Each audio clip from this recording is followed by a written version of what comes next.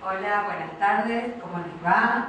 Muy contentos acá en esta última clase del ciclo 2012, en nuestra clase de balance, en nuestra clase de cierre, así que estamos con algún inconveniente con Paula, que está en un problema de tránsito, así que vamos a empezar la clase como teníamos pautado. Va a empezar hablando Raquel y Paula Gione se va a incorporar en un ratito no más. Nos retrasamos por esa cuestión, así que les pido disculpas, pero bueno, por ser la última, son cosas que nos pasan acá. La voy a presentar a Raquel. Raquel es geógrafa y magíster en Administración Pública. Trabaja en temas de gestión curricular, formación docente y capacitación en el área de ciencias sociales. Es docente en la carrera de Geografía de la UBA y tiene numerosas publicaciones en los temas de su especialidad. Forma parte del equipo de áreas curriculares, área de ciencias sociales, de la Dirección de Gestión Educativa del Ministerio de Educación. Yo hablo así como con mucha familiaridad de Raquel y de Paula porque, bueno, son quienes estuvieron trabajando todo este año acá con nosotros, todo el año anterior también. Por ahí Raquel no ha sido nuestra cara visible este año, pero sí estuvo fuera de cámara, para decirlo de alguna manera, todo este año. Por eso yo digo a Raquel, así como muy familiarmente. Así que empieza Raquel y en un ratito nomás se suma Paula. Gracias, buenas tardes a todos, saludamos a todo el país, siempre una alegría el encuentro. Y hoy estaba pensando en una tarea que tiene así el rótulo de balance y prospección, ¿no? Suena a final y le queremos dar como un tono, todo cierre con una apertura, así que de pensar en rememorar juntos y hacer una memoria de trabajo disciplinaria y pedagógica de las clases que hemos ido compartiendo a lo largo de este año de la Cátedra Nacional de Ciencias Sociales y su Enseñanza 2012. Fueron unos encuentros acotados, limitados, y cada uno de ellos tuvo su especificidad, su riqueza, y nos dejó diferentes cosas. A quienes los escuchamos, a los que los vimos diferidamente después el audio y el video en el blog, y algunos contactos personales y también por mail que hemos tenido con muchos de ustedes a propósito de comentarios, de cómo van recepcionando los contenidos, las clases y lo que fue aconteciendo. Así que yo organicé, a ver si les parece bien, cómo hacer esta memoria, este recuerdo, a partir de la idea de tener en cuenta cuál es el lugar de los conceptos y las imágenes en la enseñanza de las ciencias sociales, que un poco ha sido la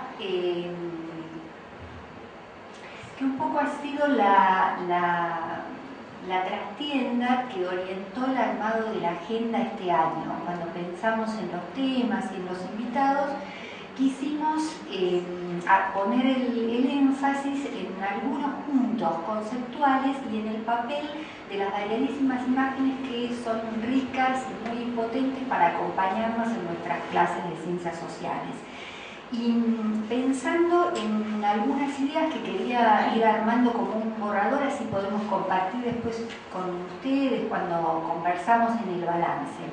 Me parecía que una idea importante era esta que recorrió, si uno mira el conjunto de los expositores y de las clases, esta idea de los conceptos históricos, cambiantes, impuros, inestables, en transformación, que tienen los conceptos, uno puede decir en cualquier campo de conocimiento, pero específicamente en el campo de las ciencias sociales es muy importante, no porque uno vaya a decirles así a los niños en nuestras clases, pero nosotros adultos, docentes, conduciendo los momentos de trabajo con los niños, armando las planificaciones, eligiendo libros, hablando con los padres, en reuniones con otros maestros y personas del equipo directivo de la escuela, tener como en claro esta idea de los conceptos polisémicos y cambiantes con los que trabajamos, ¿no? Vamos a enseñar la Revolución de Mayo,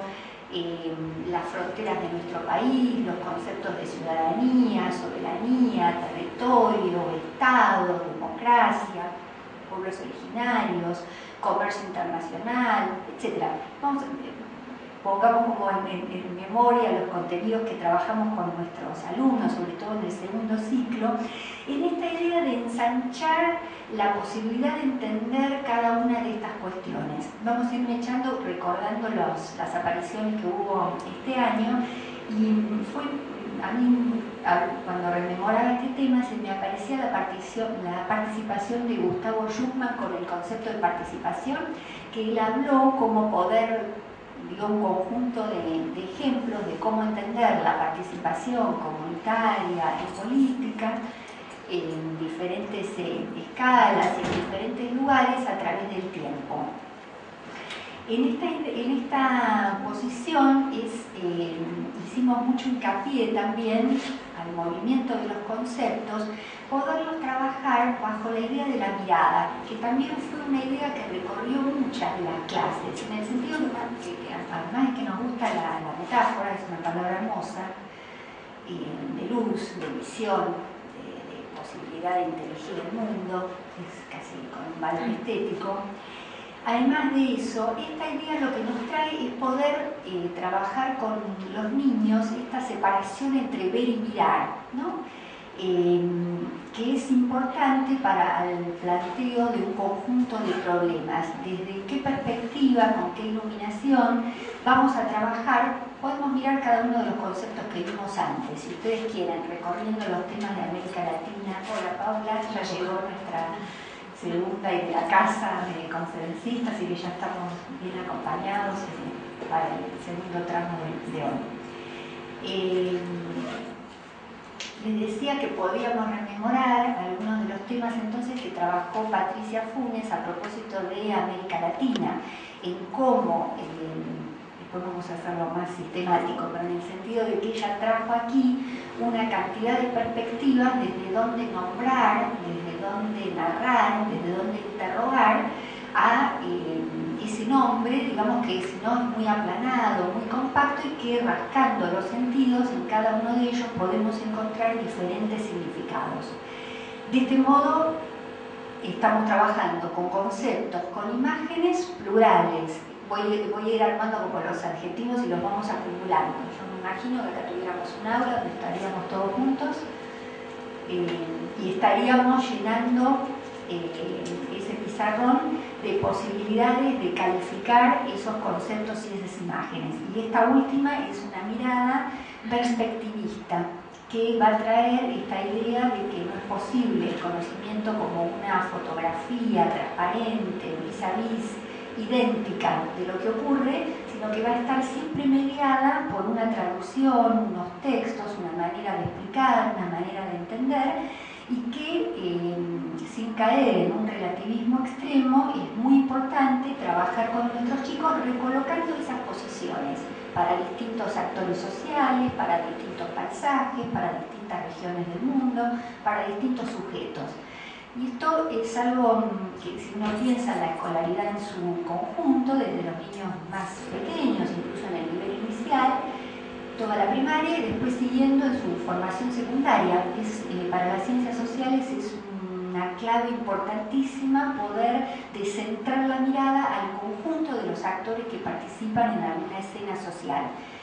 Innumerables ejemplos para los que gusten poner algo que conozco un poco más de cerca respecto de los temas ambientales, que a los chicos les gustan y a muchos maestros también este trabajo, o si ustedes quieren para trayendo los temas que se trabajaron en la clase de política, también un conjunto de sujetos que decodifican la realidad, que la sufren o que pueden beneficiarse de alguna circunstancia y que todo depende del lugar que ocupen en una sociedad y en una cultura determinada. Digo, para no emblocar, no absolutizar, no armar leyes y frases como planas y repetidas para todos en distintos contextos temporales y espaciales.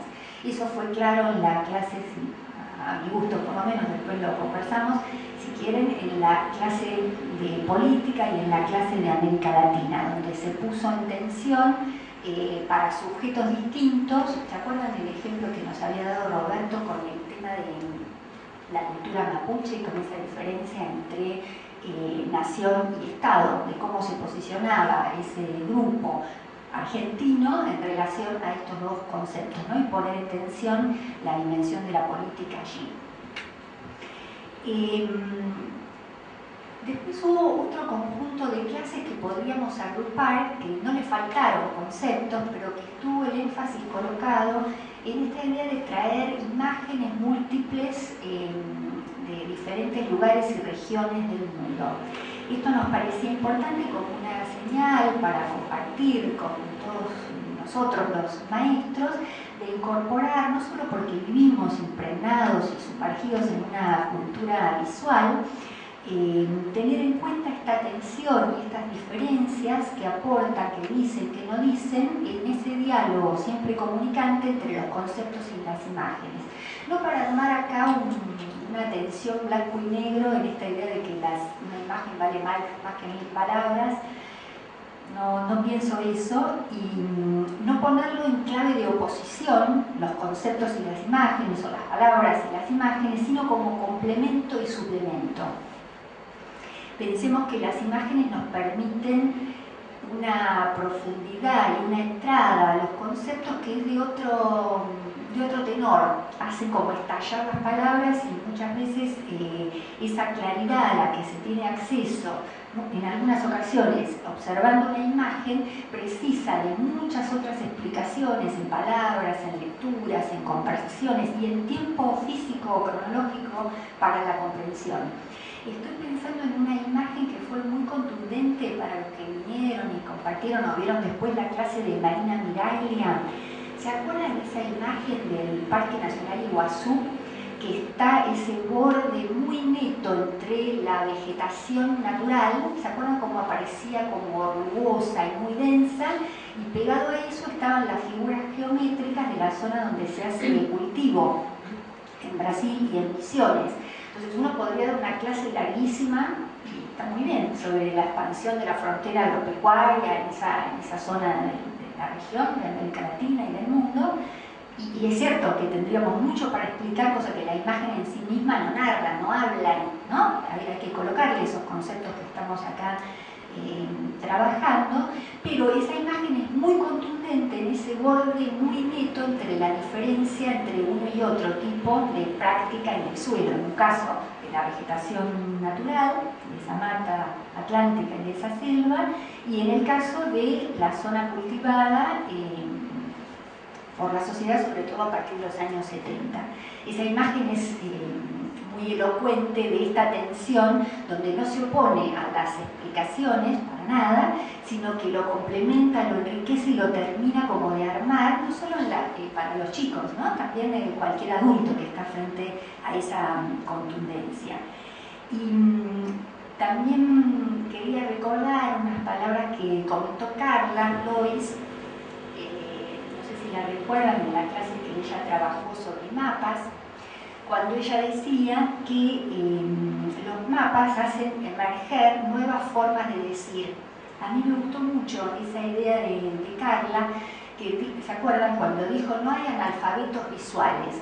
Porque todos el pronóstico del tiempo podemos más o menos reconocer qué va a pasar lunes, martes, miércoles con los símbolos de luz, lluvia, sol, viento, etc.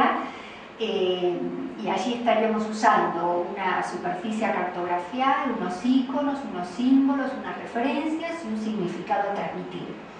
Ella colocó ese ejemplo, después puso algunos mapas de rutas o el mapa de subtes, que son relativamente, para empezar, como sencillos, con estas características de referencia, de lectura, de iconos, y que ella decía, proponen nuevas maneras de simbolizar y de decir. ¿Por qué no capturarlas más y poder leer y escribir a partir de esas nuevas formas. Se armó un debate en la clase de Carla, que es muy rico para continuar, si en algún momento quisiéramos, respecto de cuál era el límite entre los mapas y las imágenes, porque yo hasta ahora vengo diciendo conceptos e imágenes, y Carla dijo, los mapas son imágenes, ¿no? Ahí había un debate para los que muchos pensamos, los mapas son textos a decodificar, y ella dijo, no, son imágenes, y se armó una discusión ahí como interesante sobre esa forma mixta que cada vez es más necesaria en nuestra cultura de ir encontrando nuevos códigos para decir, representar, poder inteligir lo que ocurre cada vez más combinado posible. Eso siempre entraría por la puerta grande a cualquier aula, ¿no? En ciencias sociales vamos a tratar de tener esos sonidos, esas imágenes, esas representaciones lo más amplias que podamos, porque estarían dando cuenta de esa diversidad y esa multiplicidad existente en las culturas y en las sociedades.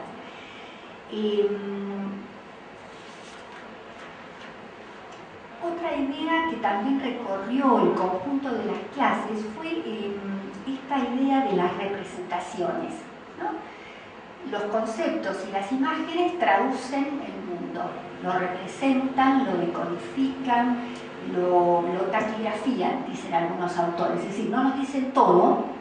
¿Se acuerdan lo que es la taquigrafía, no? Hay una selección y una manera no completa de terminar de decir el texto, y esto quizás en todo el conocimiento en general, de la cultura en general, pero en ciencias sociales es muy importante ir teniendo en cuenta y que los chicos tomen como una clave, como en otras, como en los deportes o en la música, nosotros también tenemos la nuestra, respecto de esta impureza y no totalidad, no una transparencia ni en las explicaciones ni en las interpretaciones últimas de lo que ocurre, no solo en los fenómenos recientes, porque muchas veces, tal como comentó en su clase Patricia o el antropólogo que nos conversó desde Córdoba, José María, en su clase cuando él hablaba de los diferentes pueblos originarios, cómo se fueron recolocando en la provincia de Córdoba con sus silencios y sus voces, y hasta el día de hoy se siguen encontrando esas huellas y estudiando. O sea, no me refiero solo a los conflictos, cuando si los chicos preguntaran ahora sobre, no sé, los subsidios en la Argentina, etcétera, eso pues es pertinente en la clase de ciencias sociales y cómo en un sistema federal como es el de la República Argentina, se distribuyen esos recursos materiales en el territorio. Lo estoy diciendo conceptualmente no para que lo digamos así con los chicos, pero la pregunta clara respecto del boleto de colectivo y cuál es el subsidio estatal, esa fue una pregunta, y sigue siendo una pregunta muy clara de la Argentina de hoy que cualquier chico podría preguntar respecto de la tarjeta SUBE, por decir algo en las ciudades aquí pampeanas. Vuelvo a la idea de traducción, ir comprendiendo con los chicos que en sociales, repito, quizás en otras formas de conocimiento también, como dijo Grimson en su primera clase, ¿no? No de ver, esto después seguro Paula lo va a expandir un poquito, respecto de la no totalidad, no completitud, ¿no? Grimson fue muy claro en algunos ejemplos que él trabajó respecto de los principios en ciencias sociales. Esta idea de traducción estaría diciendo que hay una parte ciega, hay una parte que se pierde casi inevitablemente en esa explicación de los procesos sociales y lo inherente a esa imposibilidad de cerrar una definición formal y una explicación total. A los que nos acompañaron el año pasado hubo una clase dedicada, ¿se acuerdan?, al tema de la memoria, donde discutimos mucho en esa clase en el 2011 respecto de si la memoria, los ejercicios y las prácticas de memoria de la historia reciente, y no tanto para cualquier proceso, eran completos, eran acabados, eran totalizadores, ¿no? ¿Qué significaba esto de la memoria completa o incompleta? Eso era para ese contenido en particular, y algunos temas históricos de la Argentina y del mundo, lo ampliaría a un conjunto de conceptos de nuestras clases. Acá se me ocurría esta tensión que algunos autores plantean y que siempre compartimos con los maestros respecto de que las ciencias sociales están hoy como en un debate, un dilema, ¿no? Si ajustarse a paradigmas muy duros, sistemáticos, no voy a decir volver a una idea positivista, ni mucho menos, pero ajustarse a una sistematicidad que dé rigor, para que no nos digan que en las ciencias sociales todo es conversable, opinable, depende de la ideología del investigador o de la institución donde trabaja, sabiendo que en ese dilema a veces se recogen resultados pobres, ¿no? O intentar trabajar con paradigmas más ricos, quizá más frágiles, en un sentido algunos dirán un poco más flexibles, pero para recoger la multiplicidad y el colorido de la diversidad social, que es un rasgo bastante importante, sobre todo en nuestra región, en nuestro país, en el mundo todo, diría, pero para América Latina y Argentina seguro, de voces que no es que antes no estaban, pero que ahora tienen una visibilidad pública y un reconocimiento que algunas décadas atrás no, donde era más compacto, más homogéneo describir esas culturas regionales o nacionales, a veces en la escuela de hace 30 o 40 años. Uno podría haber hecho una descripción más globalizadora, Argentina tal cosa, Brasil tal cosa, Bolivia tal cosa, etc. México, Venezuela, etc. En las últimas décadas, la velocidad de algunos de los fenómenos culturales y políticos de la región hace que esas maniobras sean como muy finas y los paradigmas, si ustedes quieren, más narrativos, más personalizados, más de las voces de los sujetos, que acá nos acompañaron en varias de las clases, en particular en la clase de América Latina, pero en varias otras de las clases, hicieron una apertura a unas geografías, unas historias, unas antropologías y unas sociologías que no eran tan duras, digamos, como las que hubieran sido en su relato unas décadas atrás. A mí me gustó esa parte que le dio como una relevancia y una densidad a cómo los sujetos decodifican lo que les ocurre. Y quizá esa idea de ciencias sociales podríamos, si ustedes quieren, también ponerla en discusión, si seguir llamando ciencia a esa manera de conocer, que excede, digamos, la demostración, la experimentación, la formalización. Y para nosotros esos modos de narrar, de interrogar y de investigar, si ustedes quieren, son científicos, pero con esta comilla, de que incluye un conjunto de testimonios, voces, relatos, percepciones de los propios sujetos, y que las investigaciones sociales más recientes toman esto dentro de su paradigma, no como un colorido, como una anécdota, sino parte sustancial de las sociedades y las culturas que estamos trabajando. El valor de esta búsqueda, digamos, tanto cuando los compañeros y colegas especialistas que nos acompañaron y que podríamos reproducir en algún sentido en la escuela, es la idea de habilitar el pensamiento, porque si esas voces son legítimas y muy apreciadas por nosotros los docentes en la clase, no querría decir que hay una verdad legitimada en los libros, en los manuales o cuando los chicos buscan información en lugares pertinentes, y por otro lado va la vida cotidiana, con sus voces, sus experiencias, las de su familia, las de su barrio, las de su comunidad, o las que ellos puedan abrevar en diferentes búsquedas. Le querríamos dar una legitimidad pedagógica al conjunto de esas perspectivas. Quisiéramos en las clases que esas voces fueran matizadas, calibradas, a veces corregidas también, no porque vamos a dar así de antemano, sino que sea lo más pulido posible, así como en otras disciplinas uno podría experimentar en el laboratorio, en química, etc. Nosotros en sociales no trabajamos con esos instrumentos, pero la palabra sí se puede afinar, calibrar, encontrar una posición que nos satisfaga en cuanto al bienestar, digamos, que se consigue con esa explicación, o a la justicia o el derecho que se está, depende del problema que estemos trabajando, encontrando allí cuál es esa respuesta más atinada en cada caso, ¿no?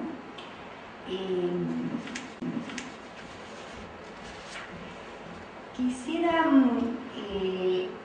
otro de los puntos que me parece que en el balance fue interesante. En muchas de las clases hubo algunas zonas de contenido, llamémosle como más sedimentado, más cristalizado, que fueron como movidas un poquito, y eso a mí me gustó porque en algunos mails que nos mandaron algunos compañeros, compañeras de algunas provincias, que después nosotros conversamos acá con Paula, con Mercedes, en algunas de las clases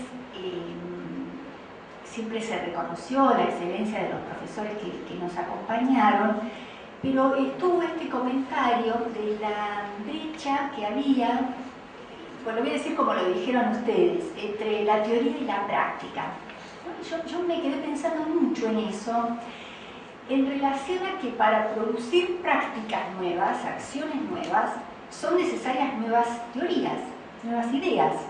A veces puede haber algo de espontáneo, que uno, lo espontáneo también tiene una preparación y un ensayo de muchos años de trabajo a veces, para que surja, hay que prepararse para la sorpresa y la espontaneidad también, aunque parezca una paradoja, ¿no? Pero creo que esas clases que quizás yo les invito a nuevamente mirarlos con esta clave de lectura, en el sentido de que para hacer cosas nuevas vamos a tener que pensar cosas nuevas en las clases y en la cultura, ¿no?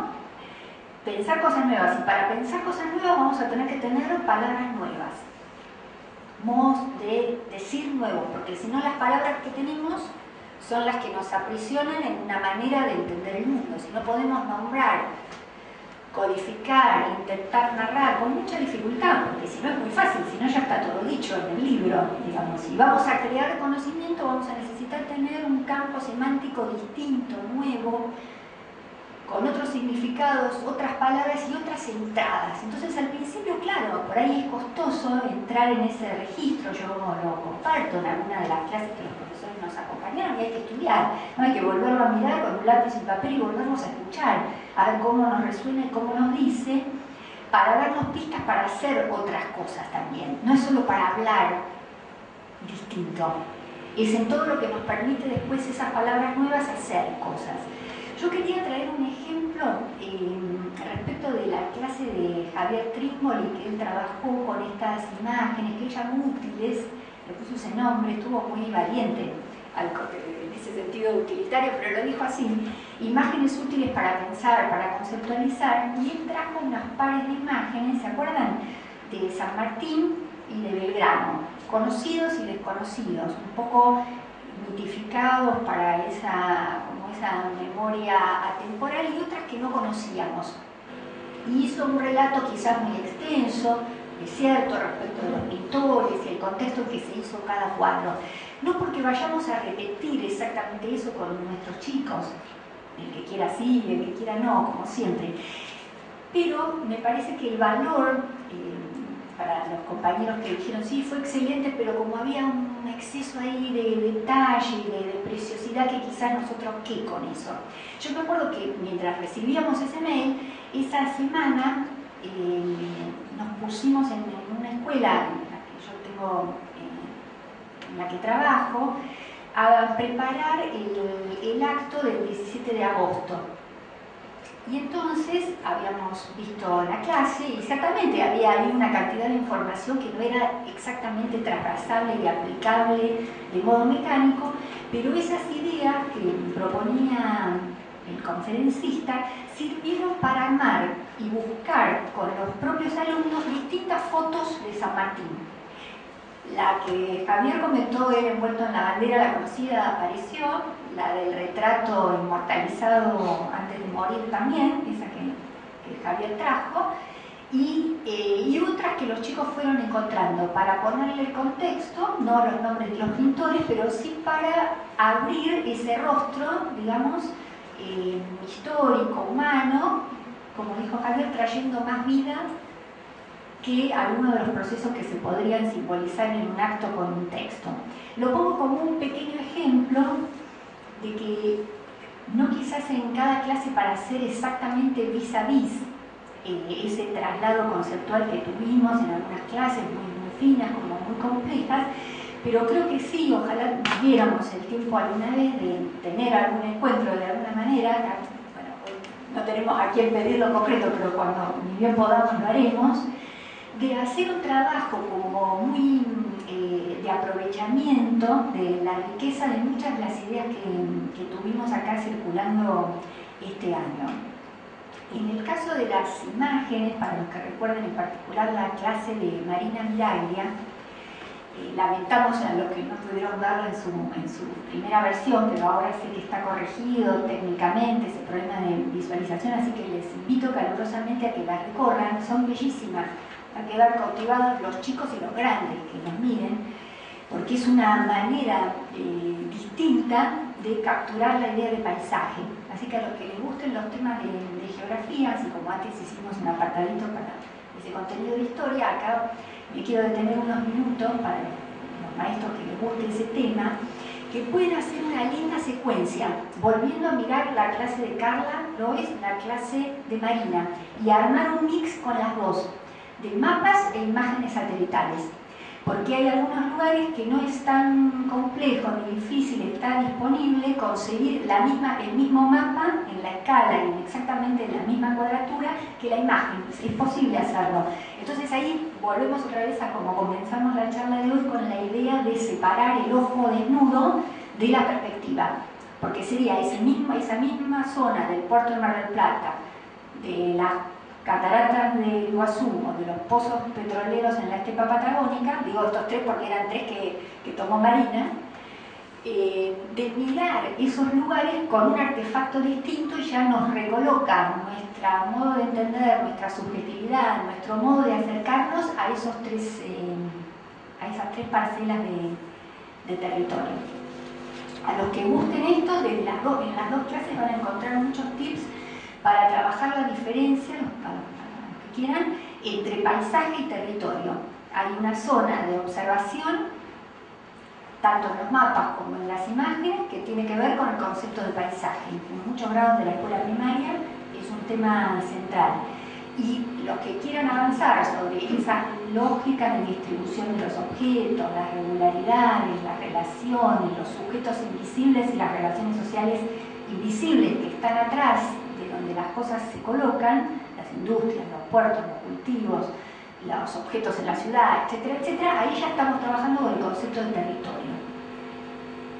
No para que sea una definición de memoria para los chicos, pero para nosotros maestros tener en claridad cuándo estamos trabajando en esa zona con un concepto y cuándo en la otra. Y en ese punto la idea de imágenes nos va a ser un aliado muy, muy importante, más que una definición de diccionario de un término y de otro, ¿no? Que quizá no tendría tanto valor.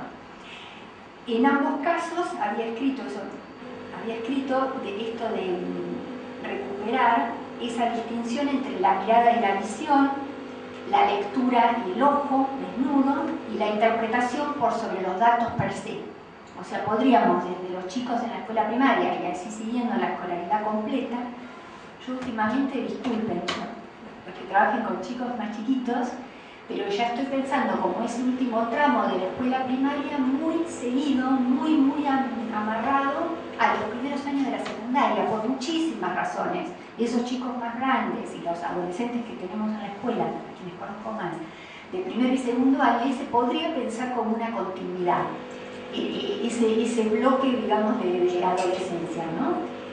Y ahí me parece que estas tres ideas de leer, de interpretar, y la que le decía antes, la de mirar, esas tres son más profundas, más agudas, y que podemos trabajar con los chicos. Dos líneas para recuperar las otras dos clases que me parece que fueron muy ricas, muy generosas en sus ideas conceptuales de qué hacíamos después en el aula, ¿no? Y la clase de la dimensión política, no sé cuántos a los que la vieron o escucharon les sorprendió, les dijo algo nuevo, ¿sí? A los capítulos que tenemos más o menos pensados en cuáles son los contenidos políticos en la escuela. No tuvimos acá la oportunidad, si no hubiéramos hecho esa indagación entre nosotros primero, a ver, ¿a qué nos representábamos para enseñar? Y después vinieron Gustavo Schumann y Roberto Pitalúa a decirnos unas cosas que quizás no eran exactamente, creo en una primera pasada, las primeras que chicos de quinto, sexto o séptimo grado, en las provincias donde el séptimo está en primaria, vinieron en una primera indagación que trabajaba en la política. A mí me gustó mucho esa idea que trajeron los expositores de definirla como un modo de estar juntos, de hombres y mujeres en plural, como un modo de vivir juntos, colectivo, albergados, compleja, conflictivamente, con todas las contradicciones del mundo, pero en un proyecto y en un tiempo que estamos compartiendo. Para la Argentina, para la región y también para el mundo. Esa idea me gustó mucho, de pensar esa idea de lo público, de lo colectivo, asociado a la política, ¿no? Esto ya sabíamos, ni partidaria exactamente, ni tampoco la dimensión más institucional, más rígida del aparato, si ustedes quieren, estatal, ¿no? Que muchas veces está esa asociación. Creo que es una clase que da para trabajar muchísimo en la clase de ciencias sociales, en lo cotidiano, si lo vamos a tematizar e interrogar, pero también en nuestro trato cotidiano, en la escuela, con nosotros con los chicos entre los chicos, con chicos más grandes. Eso es muy lindo, ¿no? De retrabajar esa escala de generaciones y con los adultos también. Tanto Gustavo como Roberto hicieron mucho hincapié en cómo estaba ligada la política a la palabra, ¿no? Cuando está esto, Gustavo lo dijo con todas las letras, aparece una violencia simbólica o material, cuando la palabra está más atenuada. O sea que ligaron esta idea de poder vivir juntos, cada vez mejor, ojalá, a la idea de hacer oír las palabras, no tenerle miedo, y después esa posición teórica que les recomiendo volver a los que les guste este tema, volver a aprovechar la parte donde Roberto planteó estas dos ideas de la política pensada como acuerdo, como consenso, y después la posición crítica de estos consensualistas, pensar la política como que hay política cuando hay desacuerdo, cuando se escucha una voz que antes no se escuchaba y se hace pública, tiene una resonancia, una sonoridad que inquieta, quiebra, causa problemas, seguro, molesta, incomoda, sí, pero ahí está esa posibilidad de democratizar y hacer visible esto que uno declara de la multiplicidad, de la diversidad. Roberto lo dijo con mucha claridad, en ese momento la política se fortalece, aunque algunos sectores de la sociedad, bueno, les incomode eso. Esa parte que fue explicada con autores muy prestigiosos y avalados con bibliografía, les recomiendo que despójenle de ese tono que tuvo tan excelente el expositor y pensemos en nuestras clases cómo podríamos echar a rodar esas dos posiciones, el acuerdo y el desacuerdo, el diálogo con toda su potencia y con todos sus límites también. Y el tema de la ley, que fue muy bueno también lo que nos recuerdan en particular de qué significaba vivir en un estado de derecho, ejerciendo esos derechos, y la idea de esa ley también histórica, que va cambiando y que va ampliando y incluyendo. Eso, Gustavo, fue muy claro para los que les interese ese tema que está en el corazón de la vida social. Bueno, no me voy a extender demasiado, y una palabra para los que aprovecharon la linda clase de América Latina de José María González desde Córdoba y Patricia Funes acá en Buenos Aires, que a los maestros que les gusten los conceptos, las imágenes y las metáforas, Patricia y José María dieron una cantidad de tips más allá de su presentación más teórica respecto de los conceptos de soberanía, ciudadanía, Estado, desarrollo, crecimiento. Estoy leyendo porque fueron estos los que plantearon. Dieron una cantidad de pequeños detalles, historias, informaciones que podríamos armar propuestas para los niños pequeños. Esta pregunta sobre cómo pensar afirmativamente América Latina y avanzar sobre esos prefijos sub, pre, proto, hacer unos cuantos juegos con los chicos con esas palabras, podríamos inventar, además de las conocidas, muchas otras. Ese es un lindo ejercicio para lenguas sociales o ¿no? ¿Por qué ponerlo también en la gramática de la escuela? No importa a qué disciplina pertenezca. Pasar a ser política seguro, despojar esa idea de América Latina menos válida, ¿no? Fue muy clara Patricia y José María en ese argumento.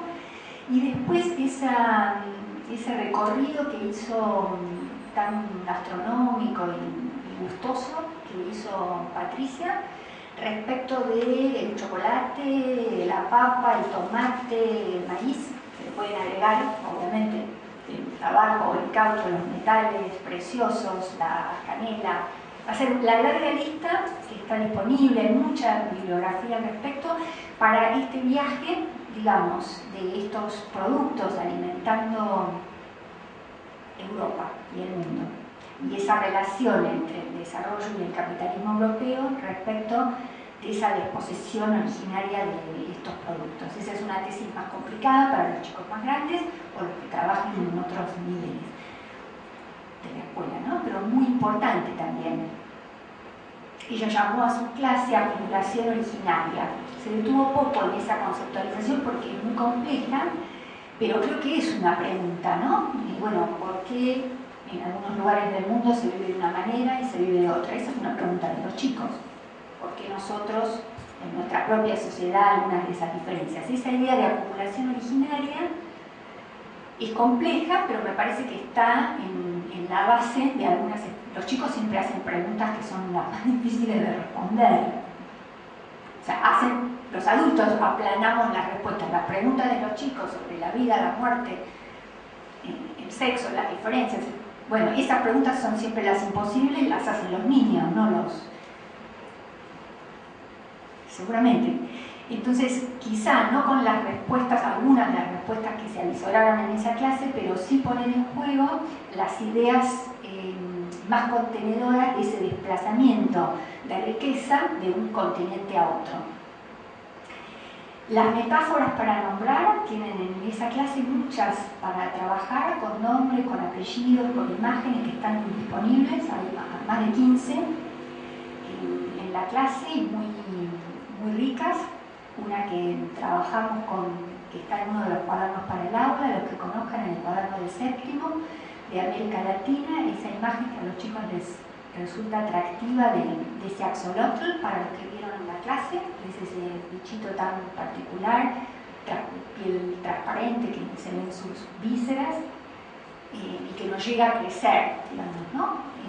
Hay mucho para explotar de las palabras y de las imágenes, de utopía, de viaje, de jaula, de tigres, de tristeza, de alegrías, de futuro, utopía, presencias. Estoy dando un conjunto de palabras que estuvieron presentes en esa última clase para trabajar. Y la pregunta que organizó la clase, que me parece que podría ayudarnos para armar propuestas en la escuela, es si este tiempo que estamos transitando es una época de cambios o es un cambio de época. Quedó como pregunta, me parece que cierra no solo la clase de América Latina, sino quizás un programa de enseñanza de ciencias sociales que nos puede abrazar durante un tiempo largo. Responder eso porque lo estamos viviendo, tenemos que pensarlo, enseñarlo y vivirlo, las tres cosas al mismo tiempo. Es difícil meterse con eso, creo que es una excelente pregunta porque no la podemos responder. Entonces, sin miedo, más vale diría disfrutar y barrenar un rato en la pregunta para trabajar con nuestros chicos. Bueno, yo dejaría acá y después en todo caso con las preguntas de ustedes seguimos rememorando las otras que no comenté, ejemplos, casos, conceptos que nos acompañaron en el otro conjunto de clases que aquí no fueron explicitadas. Gracias.